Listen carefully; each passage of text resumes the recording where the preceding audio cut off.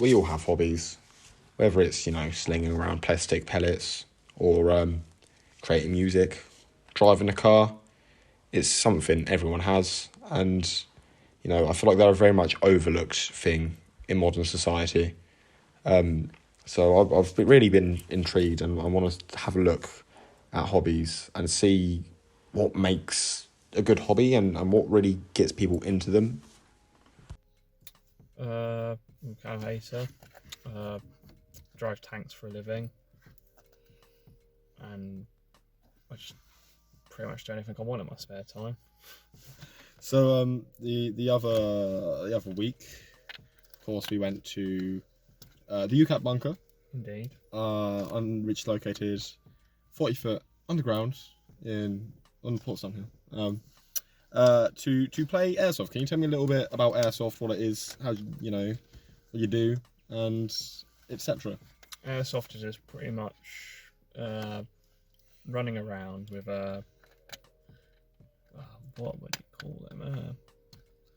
But realistic looking firearms. Yeah, you're just firing small plastic BBs. Small plastic BB.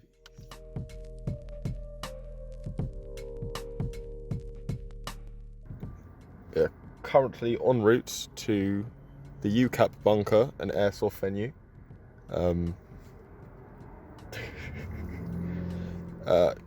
Tell me a bit about where we're going. It's dark. It hurts a lot. It's great fun. Built in World War Two, the UCAP bunker is located 2 miles north of Portsmouth and about 100 feet below Fort Southwick. During D-Day, it was used to coordinate the movements of the Allied naval vessels, and obviously now it's an airsoft site. But additionally to that, where it's got a lot of history, it's also open to tours as well, so people interested in the history of the site can go and have a look and take it all in. Yeah, pretty much. It's like something it's underground in the cliffs. What's the history of it? It was an old World War II communications bunker. That's what I say. And now it's just rusty, chalk everywhere, and sometimes trip hazards. Airsoft is kind of like a weird mixture of paintball and military simulation. So instead from paintballs, you have little plastic pellets that kind of you shoot through your gun, obviously, and it's a lot more realistic, and there's a huge community within it. It's a very adrenaline-fueled sport, and it's surprisingly quite fun and definitely worth the try. It's a unique form of entertainment, I guess, and the adrenaline you get from it is just something else, honestly. Though, if you're like me, you get shot in the tooth and now have a chipped tooth, which is not the best thing in the world. Yeah, so like as a hobby, airsofting, is it something you enjoy doing? Is it something? Well, I suppose it is if it's your hobby. But Yeah. like, how likely is it something you'd recommend to other people? I'll just recommend it because it's fun. It's fun. It's got some slight fitness in it if you do decide to run in it. Yeah, but some years ago, my friend invited me to go along, and I was like, I've done paintballing before, so I was like, I want to know what the difference is. And big difference. A lot more fun, I'd say. Hurts a bit. But yeah, it's a good hobby.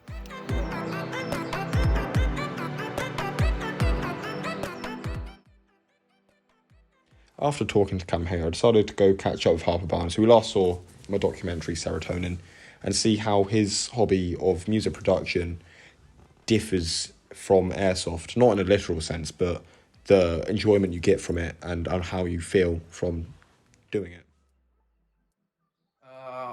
I'm a music producer. I produce heavy bass music. So how did you get into that exactly, the music stuff? Quite frankly, I have no idea. It just sort of happened. It seems like a really backwards thing when I say it, but I grew up around heavy bass music and sort of like old school early 2000s, 90s hardcore, pendulum, drum and bass, and that sort of stuff. And when it came to picking college courses, it was, you know what, let's just give it a go. Sweet. So, you know, so you say this is like kind of like your passion, your hobby, your pastime, you know. So, like, you know, what would you say the importance of a hobby is exactly? An individual's hobby is their way of essentially getting away from the world that's around them and to immerse themselves into something they find extremely enjoyable or comforting or therapeutic, anything along those lines, really. Awesome. So, you know, during 2020, you know, a wonderful year. Good old 2020. We got hit by the lovely national lockdown. Was this hobby, like, you know, did it keep you going? Did it help you a lot through the you know, the stuffs and things? So Lockdown. when it actually came to lockdown, I'd already been in the music game for about 2 years. So I was at a point where I was starting to experiment with stuff. And where I had time to, I was able to immerse myself in it with all the experimental phase of my music. But that immersion also helped me pass the time during the lockdowns and to help me keep my mental health on the straight and narrow and keep myself distracted, keeping myself busy. And it gave me a real chance to embrace aspects of music that I never had the chance to, plain and simply because I didn't have the time to. Sweet. You know, do you feel like without this hobby, you know, during that lockdown, do you reckon you would have struggled a bit more than you would have, like, because you've had it? Well, like, to be completely honest, even with the music, I did struggle a bit. But if I hadn't have had that music and the ability to produce said music, it'd have been borderline unbearable at the best of times, let alone at its absolute worst. After looking into the Harper and Callum and seeing what they do, I wanted to see their opinion and see what the effects of mental health have in regards to hobbies and see if there's a correlation between them. Would you say your hobbies, you know, especially like stuff like airsoft? I know you do other things such as Warhammer, and you're big into your video games. Do you believe they help a lot keeping your mental health decent and stable, stop any negativity from kind of interfering with your life? I'd say so. Yeah, it helps me a lot, especially when like you'd be like doing stuff with like doing like Warhammer, playing that with friends, gaming with friends, and yeah. Now in regards to, you know, mental health, the COVID-19 pandemic. Oh no, not that thing. Oh yes, that thing. Obviously we were all got cooped up. We all got shoved into lockdown, spanked by Boris Johnson. One day I run. Do you believe that?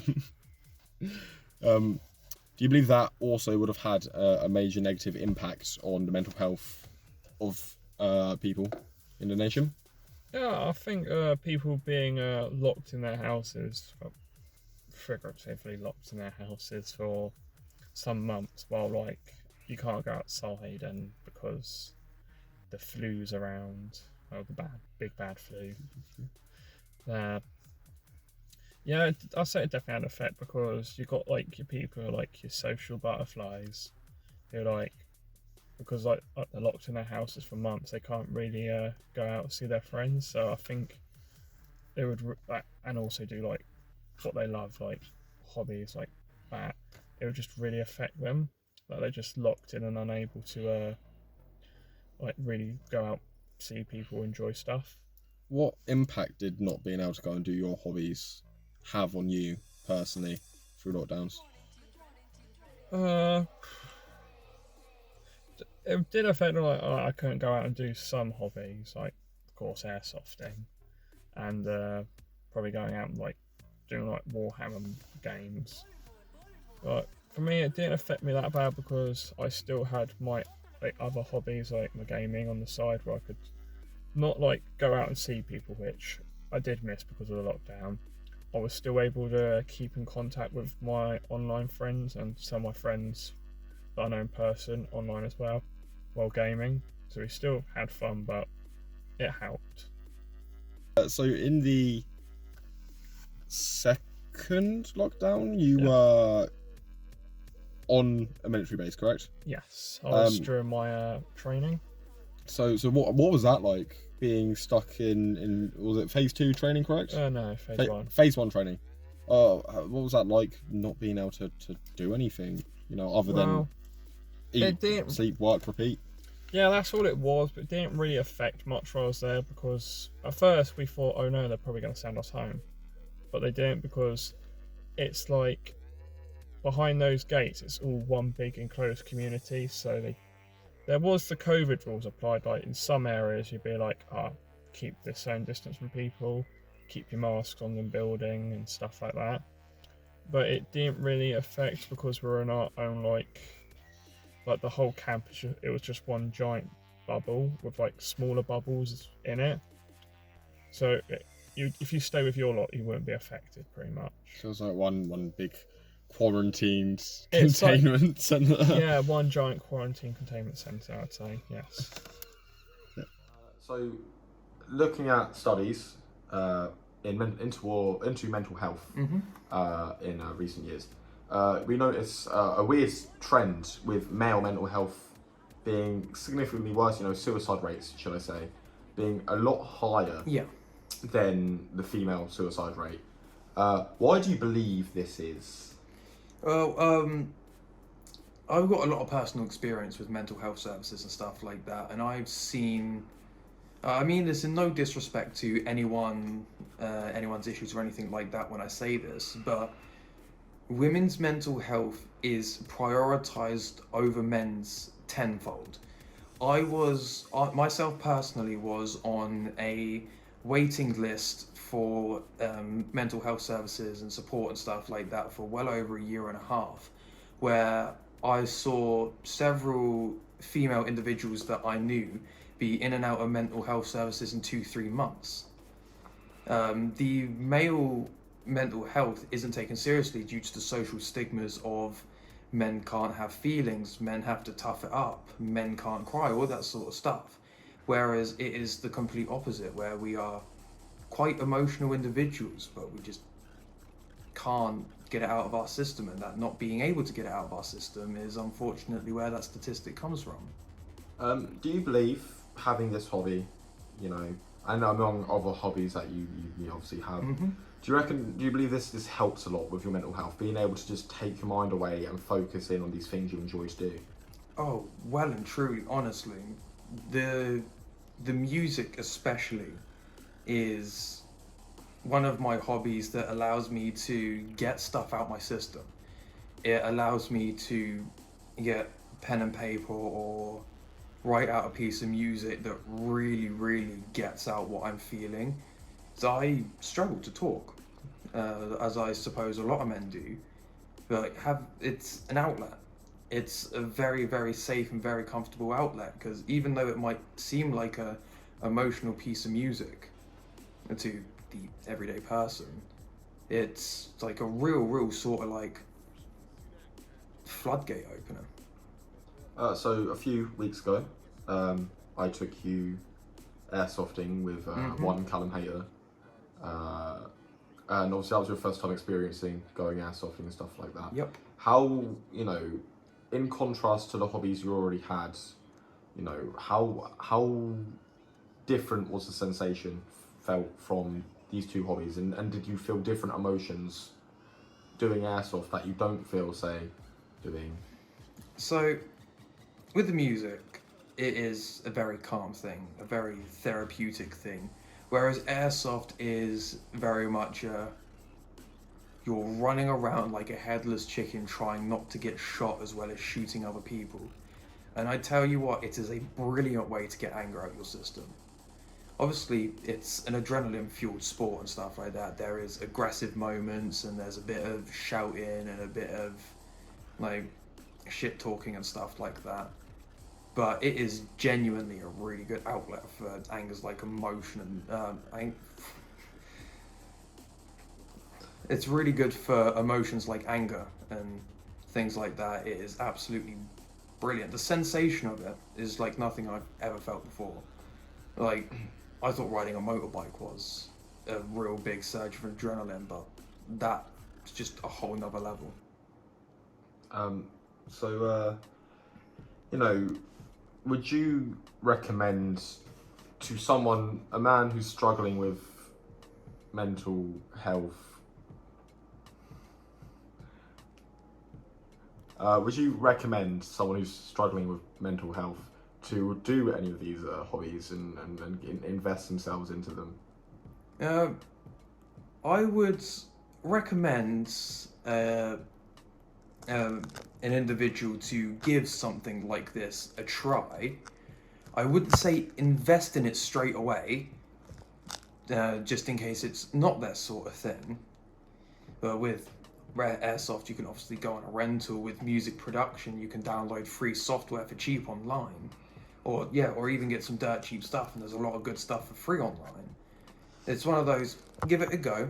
If you like it, invest. If you don't, there are several other things that you can try. My camera is falling.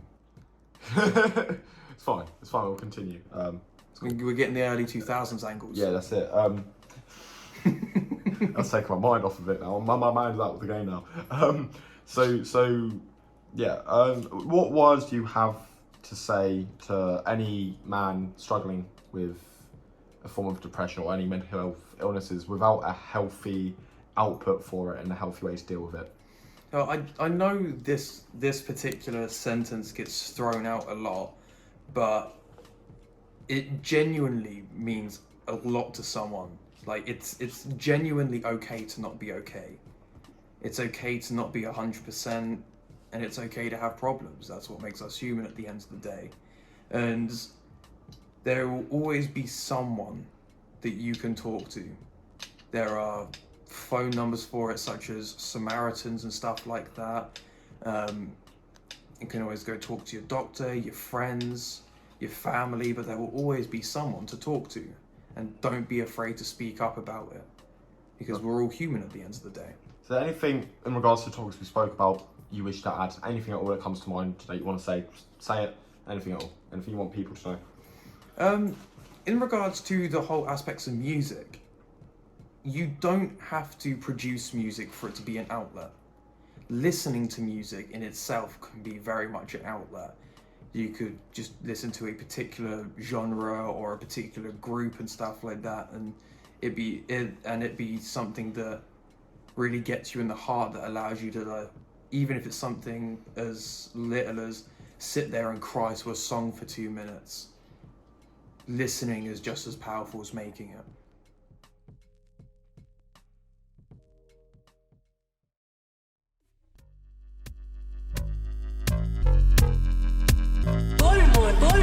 Portsmouth.